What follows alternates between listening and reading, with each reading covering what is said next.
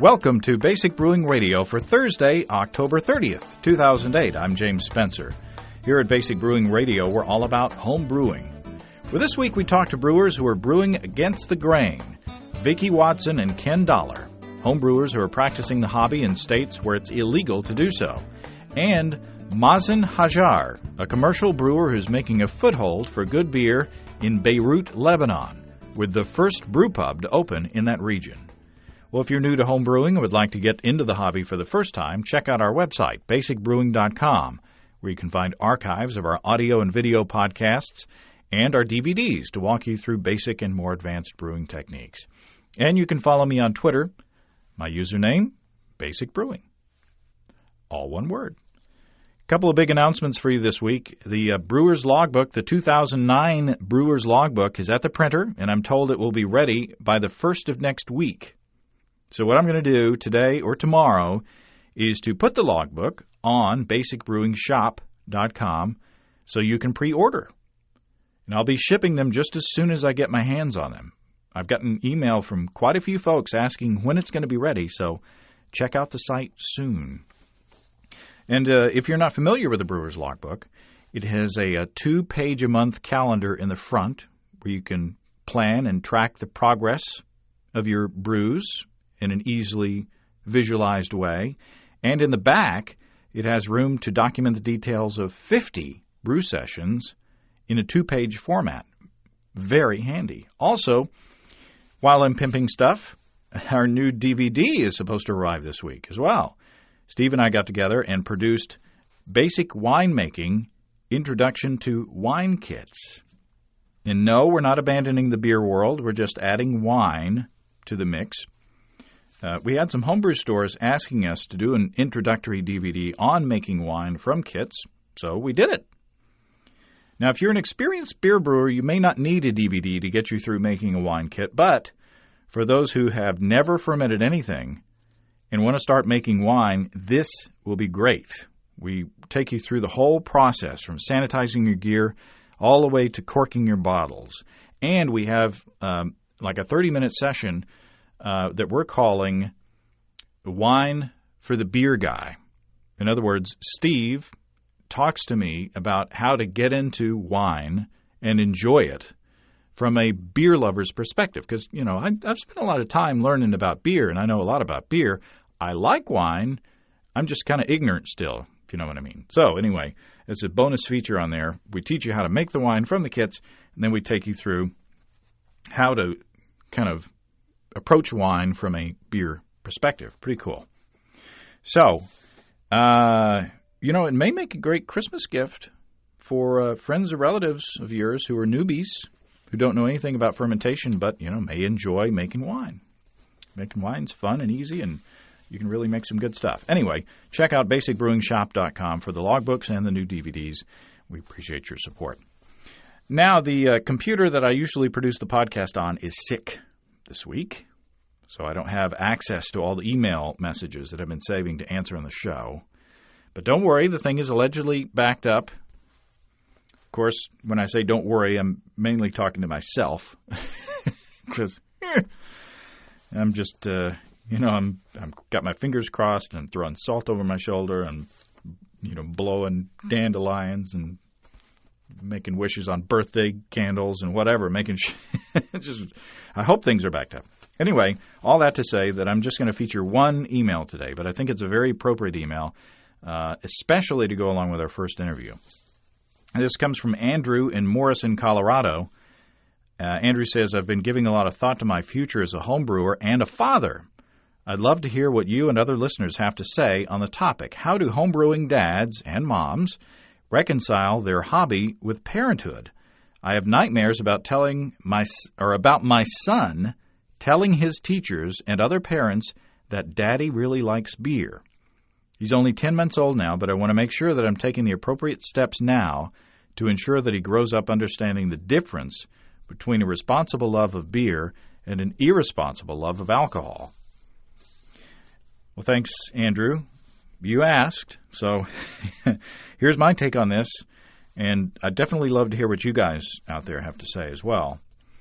I have two sons, 8 and 11 years old. And in my opinion, the best thing that we can do is lead by example, because beer itself is not an evil thing. Overindulgence in beer, as in many things, like food, is where the trouble begins. I don't hide my love of beer from my boys, and I hope that by drinking moderately and responsibly in front of them, they'll see that there is a smart way to enjoy beer and other alcoholic beverages. In my opinion, we're kind of caught between two extremes, because in advertising, say, beer companies are glamorizing beer and trying to make it attractive to young drinkers and potential drinkers, and binge drinking is definitely a problem, especially on college campuses. I've been there, and I remember well. Well, I remember most of it anyway. But on the other side of the coin, in schools, kids are being taught that alcohol is to be lumped in with harder, illegal drugs. They're being made scared of alcohol, including beer. At the same time, they're being discouraged from abusing harder stuff. Now, I know this from the way my 8-year-old talks about beer. He's literally afraid one drop will damage his brain. And I don't encourage my son to drink at 8 years old, but I don't want him to be so terrified of beer that he thinks one drop is going to maim him mentally. So where I feel I am is in the middle, because I feel my days of swilling fizzy yellow stuff to get as smashed as quickly as possible are over. But at the same time, I want to be able to enjoy a well-crafted beer or two over dinner with friends without thinking I have to hide from my kids or their teachers. Now, I'm proud of being a home brewer and a lover of good beer. If I wasn't, obviously, I wouldn't be producing this podcast to go around the world. I think it's my duty as a father to teach my kids to enjoy beer responsibly. If I don't, plenty of others will be glad to step in there and show them how to drink in a more dangerous way. I think it's fine if my sons tell their teachers that I brew beer. If the teachers have a problem with it, I want to know. I want to know what my kids are being taught. I don't want my kids to abuse alcohol or any other drug. I don't want them to abuse food either, but that's another story. It's maybe a more pressing problem on society than alcohol abuse, but both are important. Anyway, if we act embarrassed to talk about our hobby or our love of good beer, then people who don't know any better will assume that there's something to be ashamed of. Brewing beer is a craft that has been practiced for thousands of years. It's a skill that's been passed down for generations, and I hope to pass it on to my sons in a responsible way. So there. How's that, Andrew? I'll step off my soapbox now. I usually don't like to rant about my personal beliefs like that. I figure this is not the time or place, but Andrew asked, and the letter just happened to be coinciding with the upcoming interview, which also struck a chord with me. So I'm kind of wound up this week about this kind of thing. I'll be glad to hear what you have to say about the topic. Do you have advice for Andrew as a parent who loves great beer and how to approach your children in your, to talk to them about your hobby and your love of good beer? If you have opinions about it, drop me a line at james@basicbrewing.com or just use the contact form on basicbrewing.com. And if you have an issue with what I've said, I want to hear it too. If you live in a state or a country where homebrewing is legal, then count your blessings. Vickie Watson and Ken Dollar are from Mississippi, where brewing beer is against the law. Andy Sparks and I ran into Vickie and Ken at Great Divide in Denver, and after chatting a few minutes, I thought, hey, these two would be great to interview. And it's an important topic. So, after a little arm twisting with Vickie, we turned on the mic. Y'all are from Mississippi, and you're renegades, you're rebels, you're lawbreakers, because you allegedly brew beer in your home. And that is against the law, isn't it? That is correct. In Mississippi and Alabama both. So what is the statute? I mean, is it just no home brewing whatsoever? Making wine is legal in Mississippi. However, home brewing beer is illegal. Once you put the yeast in the product, it becomes a product that could possibly be distilled, and it's part of the whiskey brewing moonshine. Moonshine days. Yeah. You can distill wine too, though. Apparently, most people don't distill wine, and that's why it's legal. But our laws do state that you can make up to X amount of gallons of wine per year for personal use. But home brewing is completely illegal. But you're trying to do something to change that. We are. The American Home Brewers Association will help individual brew clubs to get their state to pass legislation to make it legal to homebrew. We have another group called MEBA, M-E-B-A, that is actually trying to pop the content. Our alcohol content is maximum of 6%. And we did have legislation, a bill sent to the legislation last year for both legalizing home brewing and popping the cap. And both failed in the Finance Committee. They would not even talk about it, vote on it, or anything. It died. Wow. And you are an officer in your local homebrew club. I am. I'm the president of the Home Brewers Association of Middle Mississippi, and I'm also vice president of the LA Loggers, which is Lower Alabama Loggers in Mobile, Alabama. So I actually drive 3 hours once a month to attend a homebrew club, because in South Mississippi, as of yet, we don't have a homebrew club.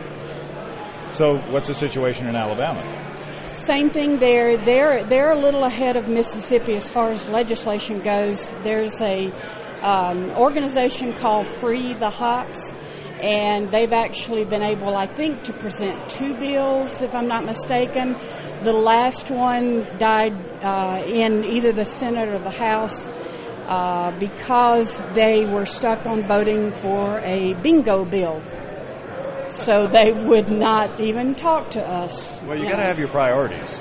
Oh, exactly. Obviously it's more important to play bingo than have good quality beer. So what do your friends and neighbors think? I mean, do they think that you're conducting illegal activities in your home, or do they think it's a silly law, or what's the general kind of consensus of their communities in those states? I brew backyard behind a closed fence, straight up. The worry is, quite honestly, that your neighbors will think you're cooking meth. They don't really know the difference. There's no education there.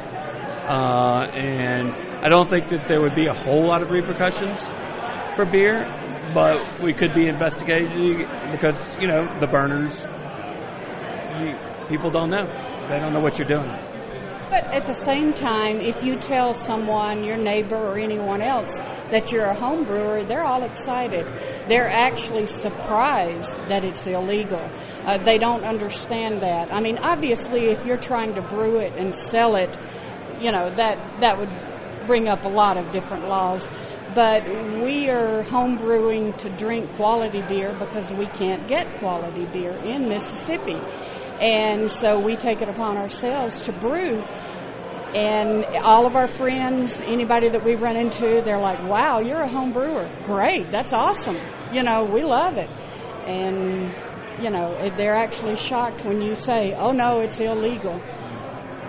Now, we've talked to Douglas Wrzezinski in Utah, who's, pushing some legislation through, or trying to push some legislation through, and kind of talking about the attitudes of the community and of the law enforcement officials. And apparently, at least in Utah, it's like as long as you're quiet about it and don't make any trouble, you're not going to get in trouble yourself.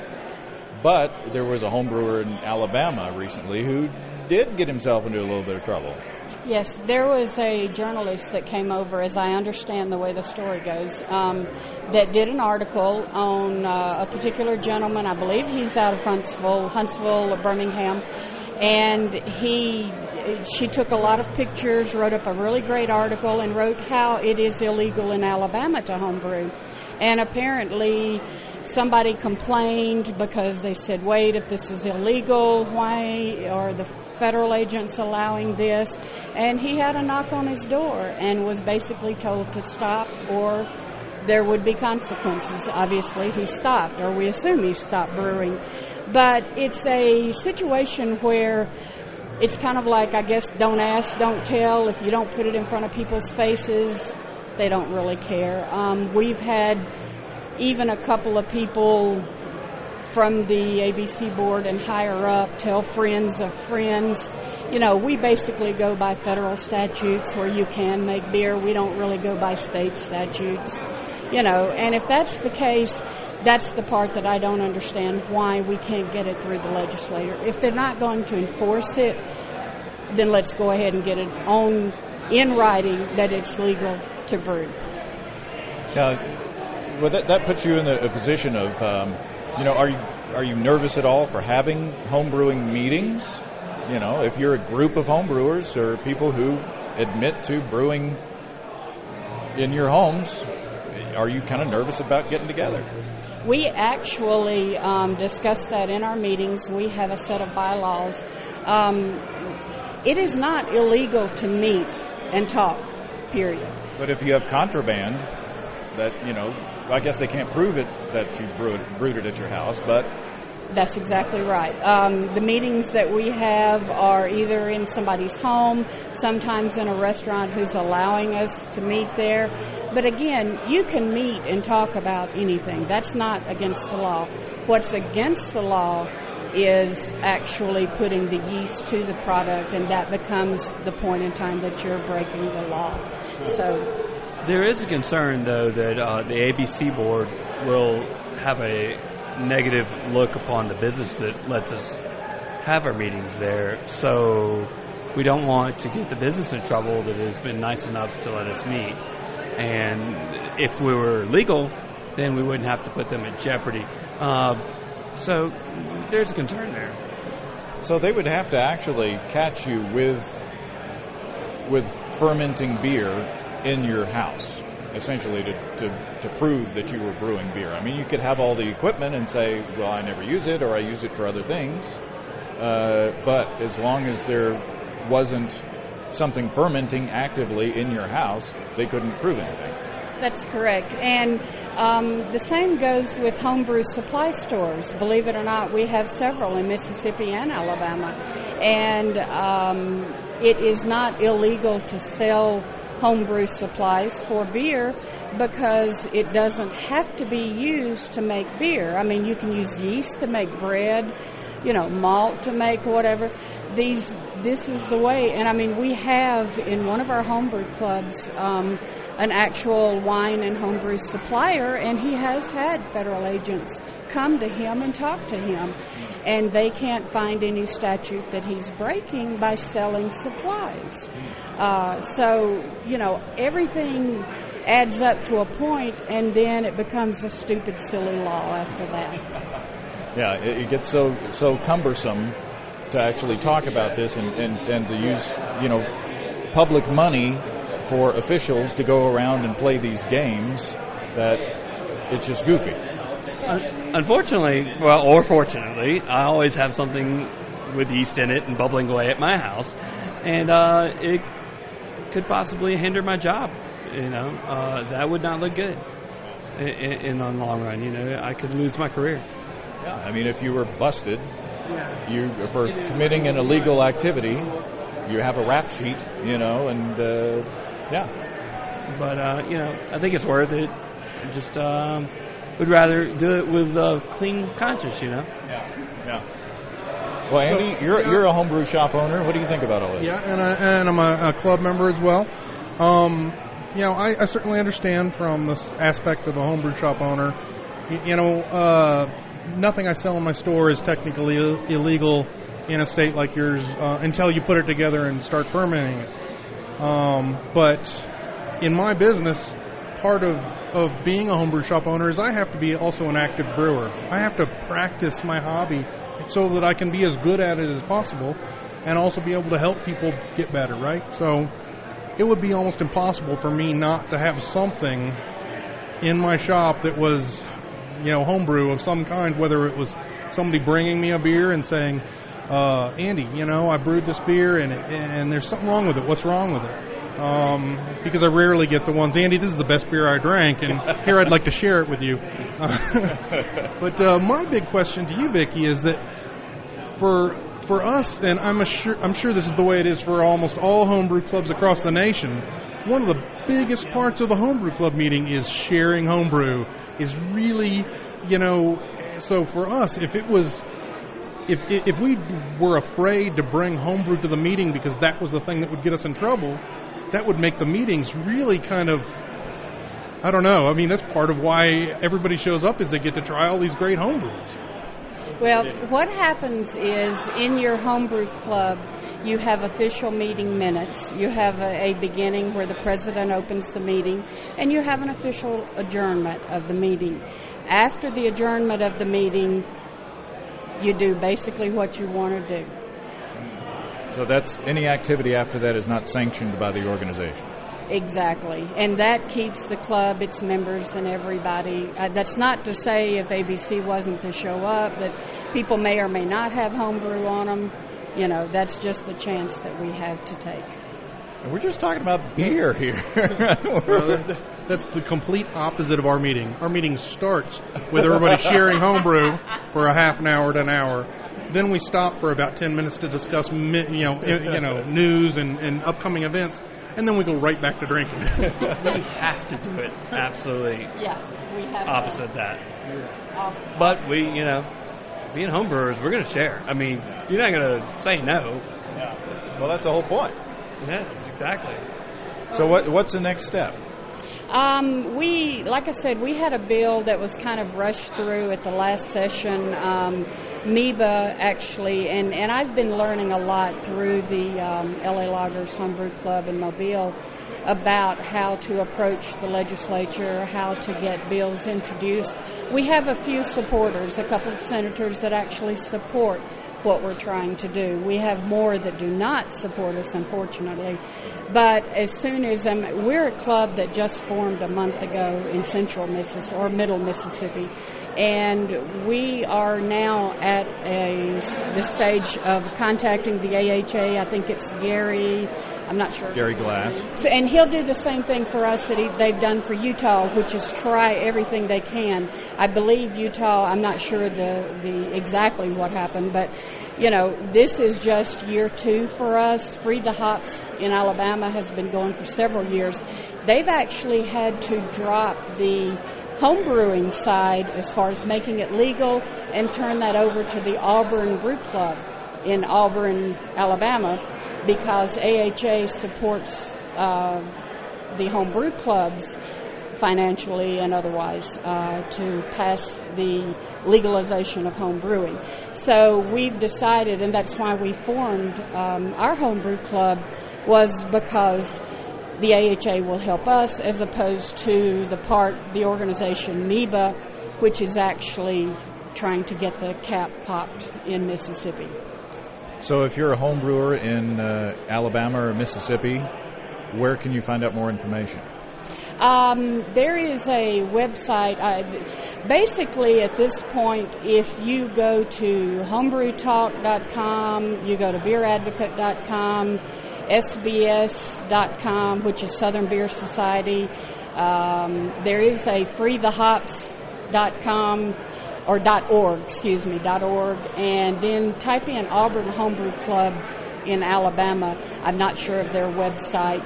And right now we're on a forum still, so we don't have our website. But the Home Brewers Association of Middle Mississippi, the site should be up within the next couple of months, and we definitely will be keeping up with that. MEBA has a website as well, but again, they're working more towards popping the cap than they are the home brewer. Well, good luck to you guys, and please keep us posted. Keep me informed of any developments that you want to pass on to everybody else.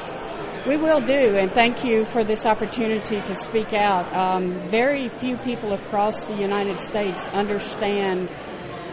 First, it doesn't make sense why it's illegal, but they don't even realize there are apparently 5 states that it's still illegal to home brewing.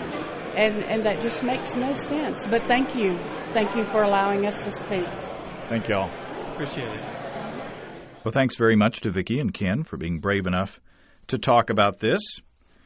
They are taking a risk in talking openly about their hobby, and it's absurd to think that in this day and age, home brewing would be something to hide or be scared of, letting out that you do it. But that's the way it is in 5 of the United States.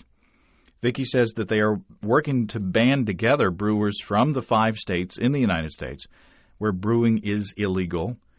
And she says that they'll have a website that will be a central location for information on the legalization efforts in those last holdout states. And I'll let you know when I know more. So don't forget to email me, Vickie, when that's up and running.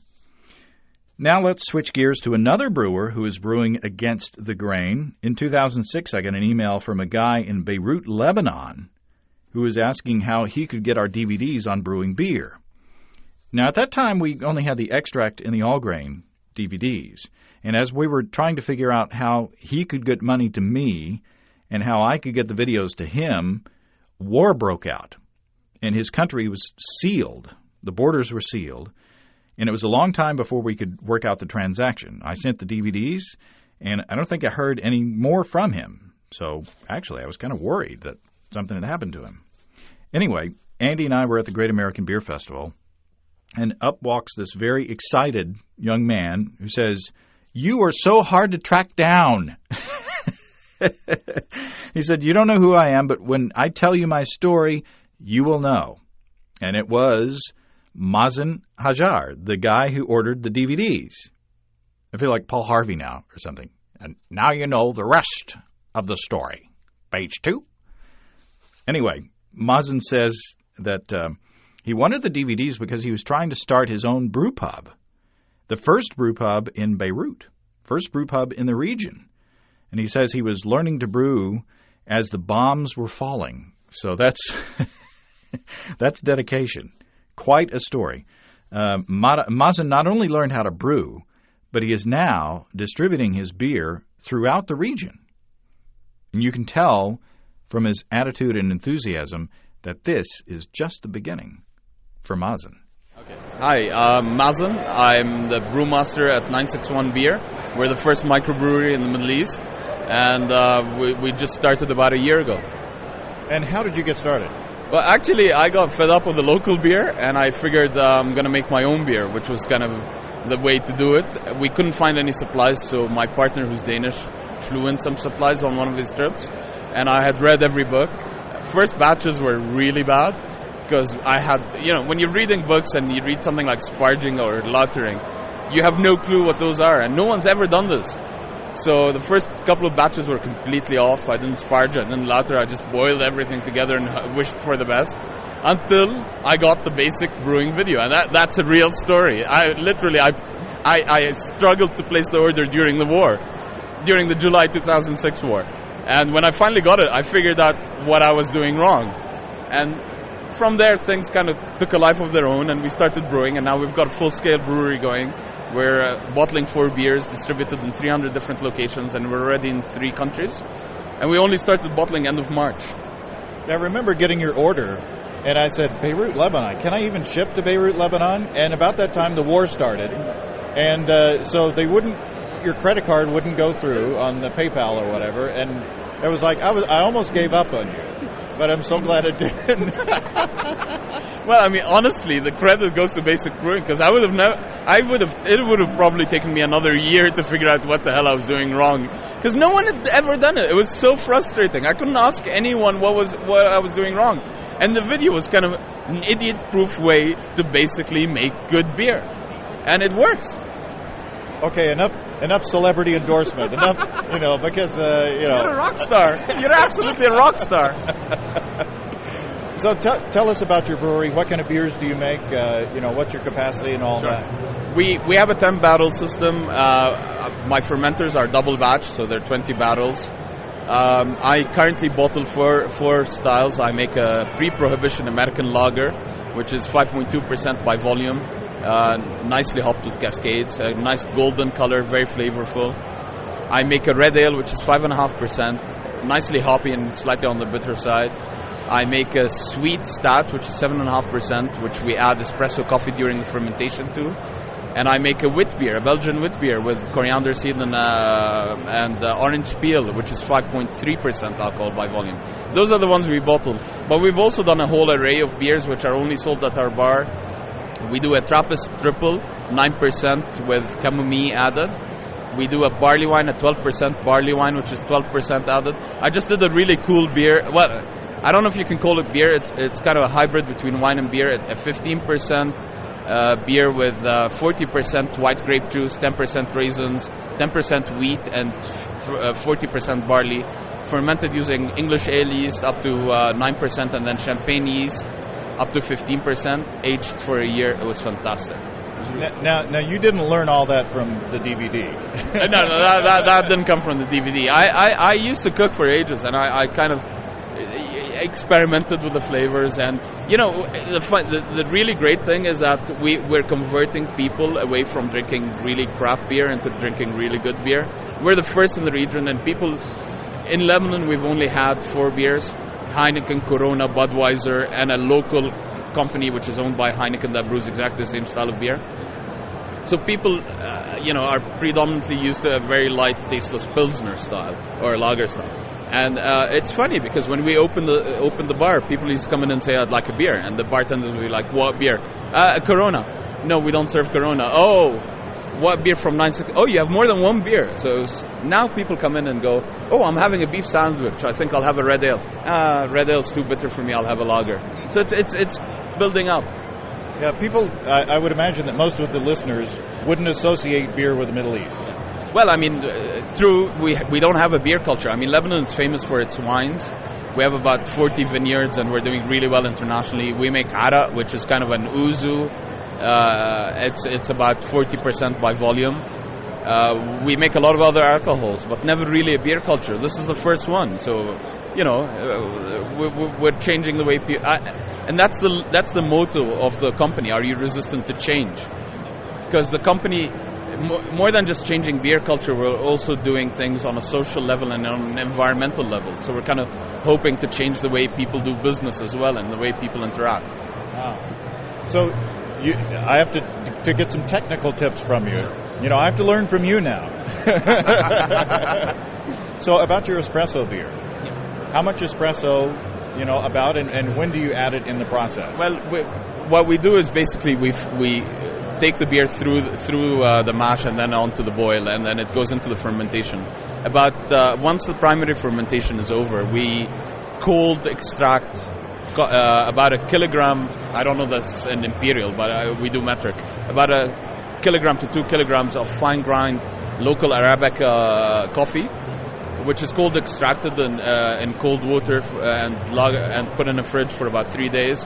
And then we added about 4 or 5 days once the primary fermentation is over. And then it's filtered, not coarsely filtered out, and bottled. So you think the cold extraction is better than, say, just brewing the coffee? It's not about whether it's better or not. It's about what you want to achieve. What we're trying to do with the cold extraction is to get the coffee aromas much more than the coffee bitterness in the beer. And it's slightly a different approach to doing that. So tell me about the behind the scenes on the big beer. The wine and and all that. That sounds like a culinary. That's something from a chef's mind. Well, I mean, I think, like a lot of other people, one of the guys who really inspired me, one of the breweries that really inspired me was Dogfish Head. So we do a continuously hopped 60-minute IPA style beer, and we do a double IPA, and I've read most of their books, and honestly, it's just why draw borders to beer? And I don't believe in stylizing beer. It's anything that goes. So we've done Not just that. We've done a couple of other big beers which are quite interesting. We've done a spicy pumpkin ale, which is 9.5%, and we used local spices for that, and we used local honey, which came from a protectorate, a national park for cedar trees. So it's cedar honey, very flavorful, very strong. It's our way of using local produce and being slightly innovative in our beers. I mean, the point wasn't to make beers that are different than what's available, but within the regular beers. We really wanted to go out there and do something completely different. For example, our lager has a clear floral aroma. Our red ale almost smells of lychee, peach, but is slightly bitter, and that's surprising for our clientele because they pick up a red ale, they can smell fruit, and then it's bitter and dry, and we're trying to change the way people perceive beer. So, do you use pumpkin in your pumpkin spice beer? Absolutely, organically grown in my own backyard, actually. And how do you use it? In the mash? I actually add it in the mash, yeah. I roast it first in the oven, and then I add it in the mash with its juices.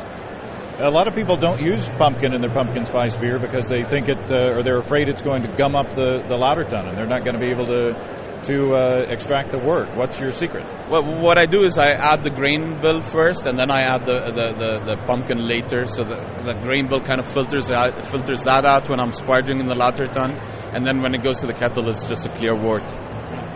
So how long have you been here this week? Every day, every session. This is and I'm here this evening, and after that I've got to take my girlfriend out to Boulder to make it up to her. Is your girlfriend a beer lover? And she wasn't. I actually met her after she converted from wine to beer in the pub. So that's kind of we had a clientele. The Lebanese are very snobby with their food, so we've got great food at the pub, and a lot of our clientele are ladies that come in and have a wine and food, and a lot of them have converted away from the wine and are now drinking barley wines and triple. I mean, my girlfriend's into porters, which is quite shocking. I mean, a dark beer for a Lebanese woman is something unheard of. So what have you found here at the festival that was surprising to you or inspiring to you that you're going to take back and try to do at home? I've had a hell of a lot of beer. I mean, honestly, 15 years ago, if you said American beer, I would have laughed my head off. Now it's, this is the mecca of beer, and it's amazing. And I've tried so many different breweries, Deschutes, Avery, again, Dogfish, loads of breweries that are doing great stuff. It's really inspirational to see what the other guys are doing, and it kind of, when I go back home, it makes me want to experiment more with our local produce. So it's really cool. So what styles are catching your eye? I'm into beer. I'm not into a style. I'm not the kind of person that'll go and drink 15 lagers and that's what they do. I drink everything. I mean, I like sour beers. I like old-aged beer, barrel-aged beers. I like strong beers, Belgian-style beers, lagers, red ale. I like everything. So, I'll brew anything. Have you been able to speak to the brewers themselves and kind of, exchange stories or get some tips? Absolutely. I mean, I was out last night with the guys from Sierra Nevada and some guys from Dogfish, and they're really cool guys. I mean, I think we were having this conversation yesterday that the guys from the beer culture are so different to anything else because they're so much cooler and they're just so not snobby, and they're so happy to meet someone else to talk about their stories. It's really cool. I mean, it's a really cool culture to be in. So do you see local beer growing from the seed that you've planted there in Lebanon? I hope so. I mean, I hope someone else comes along and starts a couple of... I hope many people come along and start a microbrewery. It'll certainly help me out because that'll educate people more about beer. And, Lebanon is predominantly a vodka, whiskey, and wine consumer. And I'm trying to push the beer onto the frontier. And if more people come in, great. I'm out there. And I actually offered some people to help them out, start their own breweries. We'll see what that happens. So are you the Sam Calagione of Beirut? Oh, God. He's a rock star. I don't know if I can be up at that status. But, I mean, I'll sure as hell try to be. Well, if you're the only one that gives you, or the first one, that gives you a first, a head start there. So. I think also it's going to be a while before someone else opens up, so we definitely have a big head start.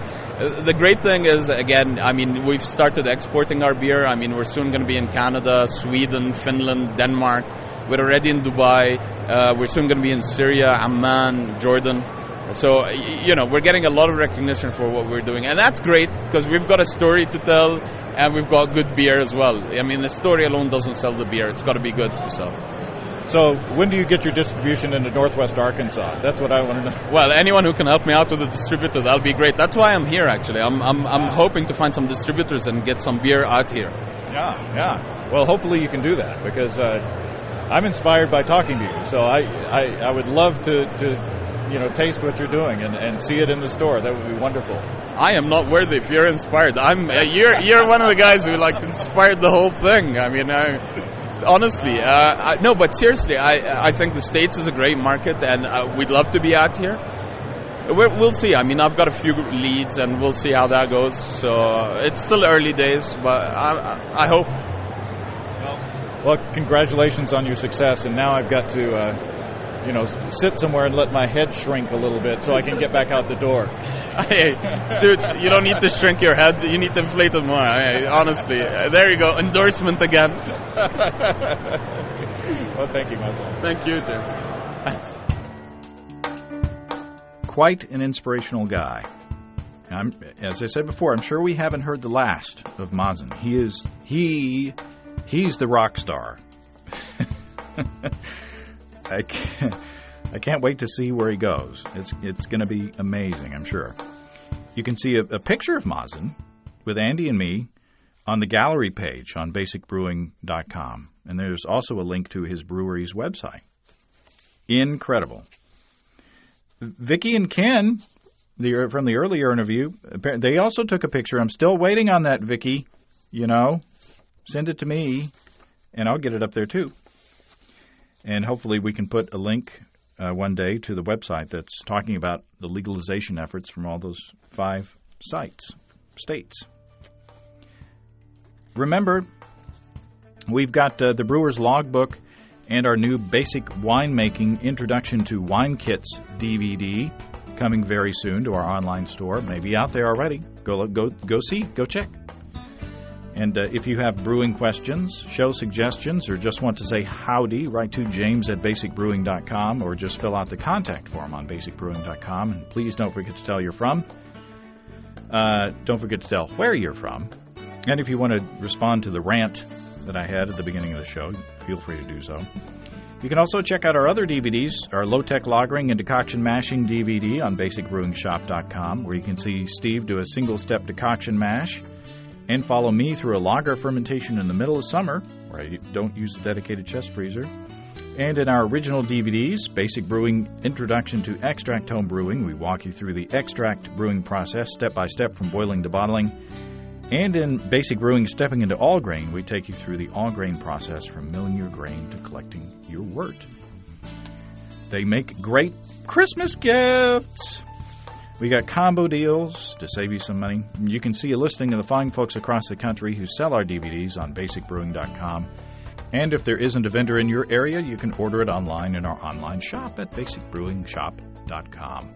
We got shirts of different colors. And also, thanks to everybody who's continued to click on our Amazon.com link. We appreciate the support there.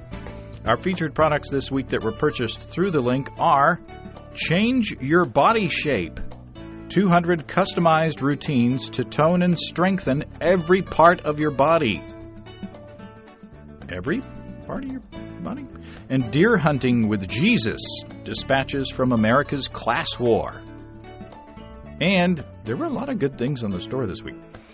So I decided to do a Halloween bonus. A Halloween bonus this week, Indiana Jones and the Kingdom of the Crystal Skull Deluxe Child Hat. Now, is that a hat for a deluxe child or a deluxe hat for a child? Anyway, thanks again, everybody. Remember, I can't tell who bought what, so no worries there. Just click on the Amazon.com logo on our site the next time you feel like Amazon shopping, and we appreciate your support. We also have an associate link to the Apple Store on the site. That's all until next week. Till then, thanks for listening. I'm James Spencer. Production help for Basic Brewing Radio and our website is provided by Kelly Dodson. Basic Brewing Radio is a production of Active Voicing. We'll talk to you next time. Happy Halloween, everyone.